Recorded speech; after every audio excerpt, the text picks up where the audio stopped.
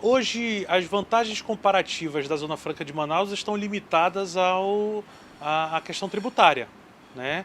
A uma redução do do IPI, né?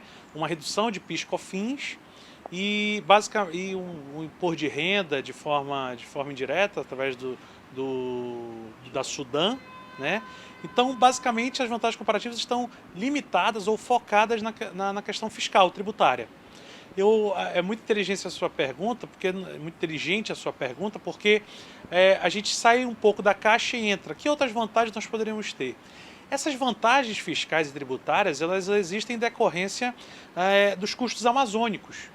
Nós estamos longe do centro consumidor do país, do grande centro consumidor do país, melhor dizendo. Nós temos dificuldades logísticas de transporte tremendas. Para quem não conhece, você só chega em Manaus, só entra e sai de Manaus, ou fluvial ou aéreo, né? Isso daí, para a indústria, é algo muito custoso, como diz o caboclo do interior do Amazonas. A gente talvez, ao melhorar essa infraestrutura de transporte, a gente começa a contribuir para uma vantagem comparativa interessante. E eu não estou falando somente para alcançarmos o sudeste do país, mas sim uma saída para o Pacífico através de parcerias com o Equador, com a Colômbia, com o Peru, né?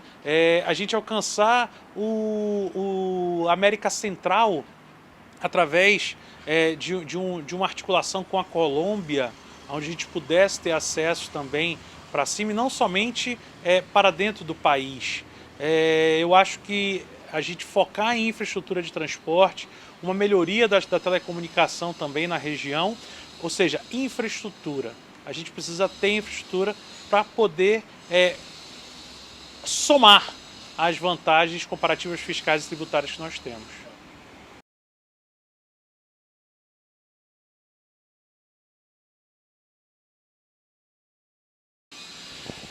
Bem, fato é que a Zona Franca de Manaus ela é efetiva, ou seja, a renúncia fiscal que a sociedade brasileira concede à Zona Franca de Manaus, ela retorna para esta sociedade de forma ainda maior do que foi renunciado, do que foi beneficiado. Isso daí é provado cientificamente através de um estudo da Fundação Getúlio Vargas de São Paulo, que com 8 pesquisadores, doutores e pós-doutores em economia, meio ambiente e até a sociologia, se debruçaram sobre a Zona Franca de Manaus, sobre os números da Zona Franca de Manaus e constataram a efetividade do modelo. Ou seja, para cada R$1 de renúncia fiscal, tem-se como retorno para a sociedade em arrecadação de imposto federal R$1,30. Ou seja, há um ganho de 30%. Isso é a prova maior de que a Zona Franca ela é positiva para o país, e não somente para o Amazonas ou para a região amazônica. O Amazonas é um dos 8 estados da federação superavitário. O que é isso? Ele arrecada mais imposto federal do que recebe de repasse da União. Ou seja, uma escola que foi construída na Bahia, talvez ela tenha sido construída com recursos pagos e arrecadados pelos amazonenses aqui. Uma ponte no Rio Grande do Sul talvez tenha sido construída com recursos oriundos arrecadados na Zona Franca de Manaus, no estado do Amazonas.